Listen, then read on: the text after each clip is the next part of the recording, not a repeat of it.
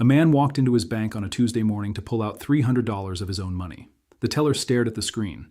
Then she called a manager, and then she told him very quietly that she couldn't help him, because according to the government's records, he was dead. He was standing right there, breathing, holding his own driver's license, alive, but on paper, dead. And the checks had already stopped. If you're over 65 and living on Social Security, I need you to hear this, because it is happening right now to real people who did absolutely nothing wrong. One wrong keystroke inside the Social Security Administration can mark you as deceased. The moment that happens, your monthly check stops. Your bank account can freeze. Your Medicare can shut off. And here's the part that should make you angry. Nobody from the government calls to warn you. You find out at the grocery store when your card gets declined. You find out at the pharmacy. You find out at the bank, in front of a line of strangers, being told you don't exist. Stay with me, because by the end of this, I'm going to give you the exact 3 steps to fix this if it ever happens to you, and the one phone call that starts the clock. That last step is the one almost nobody knows, and it's the difference between weeks of frozen money and getting your life back fast. Let me tell you exactly what's going on, because this is not a rumor and it is not a scare story. It's in the government's own audits. The Social Security Administration keeps a giant list called the Death Master File. Think of it as the government's official record of who has died. When someone passes away, their name goes on that list, and everything tied to their Social Security number switches off. The payments, the benefits, the account access. That's how it's supposed to work. But that list is run by human beings typing numbers into a computer, and human beings make mistakes. A digit gets transposed. A father and a son share a name. A death report gets attached to the wrong Social Security number, and just like that, a living, breathing American gets stamped deceased. How often does this happen? Here's the number, straight from Social Security's own estimates. About 12,000 living people get wrongly added to that death list every single year. 12,000. That's not a typo. That's a full football stadium of living Americans, marked dead by mistake, year after year after year. Now, I want to be fair and honest with you, because I'm not here to lie to sell you fear. Social Security processes around 5.5 million real death records a year, so 12,000 is a small slice. Less than 1 out of every 300. Most of those records are correct. If that were the whole story, I'd tell you to relax. But it isn't the whole story, because something changed. In the spring of last year, 2025, the agency did something it had never really done before. Instead of one clerk fixing one record, they started using batch updates, moving big groups of people onto that death list all at once, as a way to flush out fraud. In April of that year, more than 6,000 living people got swept onto the death list in one push. 6,000, in one move. And then it got worse. Reporting showed there was a plan on the table to add as many as 2.7 million people to that death file. 2.7 million. Thankfully, staff inside the agency pushed back hard, and that giant list was never carried out, because when they checked a sample, most of those people were alive. But think about what that tells you. The tool that can erase you from the living exists, it's been used at scale, and the only thing that stopped a much bigger disaster was a few employees refusing to hit the button. That's the shift. This used to be a rare clerical slip. Now it's a switch someone can flip on a whole group of people at once.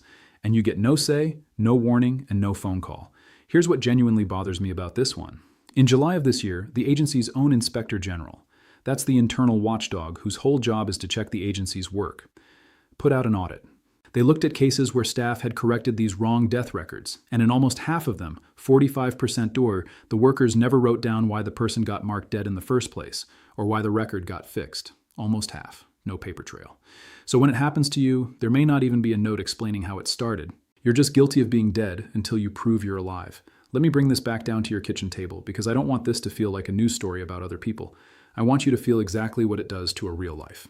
Picture a retired woman, 68, living on a Social Security check of about $1,800 a month. That check is her whole world. Rent, groceries, the electric bill, her heart medication. One morning, the deposit doesn't land. She figures it's a delay. 2 days later, her debit card gets declined buying eggs. She calls the bank. The bank tells her the account is frozen because the account holder is listed as deceased. Her own money, money she paid into the system for 40 years of work, locked away, and she can't touch a dollar of it. Now the dominoes fall. Her Medicare flips off, so the pharmacy wants full price for the heart pills, $300 she doesn't have. Her automatic payments start bouncing. Late fees stack up, and every single person she calls tells her the same maddening thing. They can see there's a problem, but they can't fix it, because the system says she's gone. That's not a nightmare. That's a Tuesday for thousands of people, and it can drag on for weeks before it's untangled. So the real question, the one you click this video for, is simple. What do you do? What do you actually do if this happens to you or to your husband, your wife, your mom, your dad. I'm going to give you 3 steps. Write them down, or better yet, send this video to somebody you love who's on Social Security, because the day you need this, you will not be thinking clearly. You'll be scared. So let's make it simple now, while your head is clear. Step 1, the phone call. The second you suspect you've been wrongly marked dead, a bounced deposit, a frozen card, a strange letter, you call Social Security directly. The number is 1-800-772-1213. Let me say that again slowly, because this is the number that starts the clock. 1-800-772-1213. That call opens what they call an erroneous death case. That's the official term, an erroneous death case. Use those words. It tells them exactly what you're dealing with, and it gets your file in front of the right person instead of a general helpline. Step 2, get up and go in person. This is the part people skip, and it's the part that actually gets it fixed. You don't solve this over email. You don't solve it by waiting on hold and hoping. You go to your local Social Security field office in person, and you bring proof that you're alive and who you say you are. And listen closely here, because this trips people up. You need original documents, or copies certified by the office that issued them. A photocopy won't do it. A notarized copy won't do it. Bring your real photo ID, your birth certificate, your passport if you have one. The real thing. You're standing in front of a human being, alive, with the papers to prove it, asking them to bring you back from the dead on their computer. And while you're there, ask for one specific thing, a correction letter. Social Security has a document, and I want you to ask for it by name. It's called the Erroneous Death Case, Third-Party Contact Notice. Say those words at the counter. That letter is your proof on official paper that the death report was a mistake. It's the single most useful piece of paper you can walk out with, and most people don't even know it exists. Step 3, take that letter and go put out the other fires. Because fixing it with Social Security is only half the battle. The wrong information already leaked out to other places. So you take that correction letter to your bank and you get the freeze lifted and any clawed back money returned. Then you contact the credit bureaus because a death flag on your credit report can block you from your own accounts and your own credit cards. That letter is the key that unlocks all of it. One document and you use it everywhere the false report spread. That's the whole playbook. Call the number and open the erroneous death case. Show up in person with original ID and get the correction letter by name. Then use that letter to clear your bank and your credit. 3 steps. And the reason step 3 matters so much is the one nobody tells you. The fix isn't finished when Social Security says you're alive again. It's finished when every place that got the bad news gets the good news in writing from you. And let me tell you the one thing not to do, because it's the mistake that costs people weeks.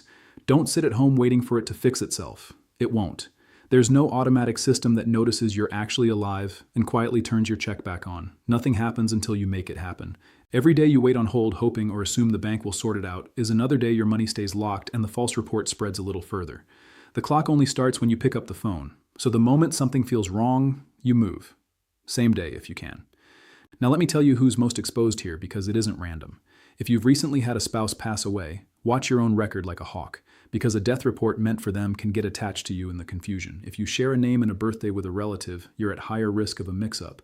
If you've had any recent tangle with a government record, a name change, a new address, a benefits review, keep an eye on your deposits for a few months. And here's a habit that costs you nothing. Watch for your Social Security deposit every month. Know the date it lands. If it's ever a day or two late with no explanation, don't shrug it off. Call. It's a lot easier to catch this in the first 48 hours than to dig out of it after 3 weeks of frozen accounts. Before I let you go, I have to be straight with you about something, the way I'd want someone to be straight with me. I'm not a lawyer, and I'm not from the government. I can't log into your file and fix your record for you. What I can do is hand you the exact right words and the exact right steps, so that when you walk into that office, you sound like someone who knows precisely what to demand, and you don't leave without that correction letter. Because that's the real lesson in all of this. The people who get this sorted out in days instead of months aren't luckier than everyone else. They're not better connected. They just knew what to say. They walked in and said the words, erroneous death case, correction letter, by name, while everyone else walked in confused and got sent home to wait. So let's recap it one more time. Simple, the way you'd tell a friend. If your check stops or your account freezes, don't panic and don't wait. 1. Call 1-800-772-1213 and open an erroneous death case. 2. Go to the field office in person with original ID and get the erroneous death case correction letter asking for it by name. 3. Take that letter to your bank and the credit bureaus and clear every last flag. That's it. That's how you come back from being declared dead while you're standing right there, alive.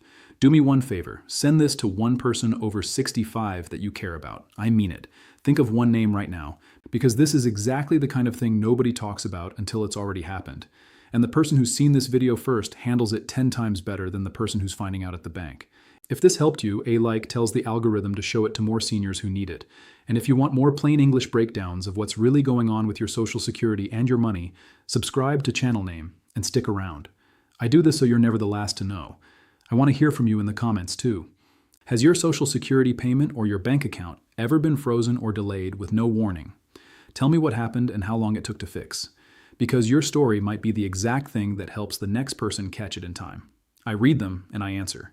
So stay sharp out there. Watch your deposits. Keep those 3 steps somewhere you can find them. And don't ever let anybody tell you that you don't exist when you're standing right in front of them, alive. From all of us here at Channel Name, take care of yourself and take care of your money.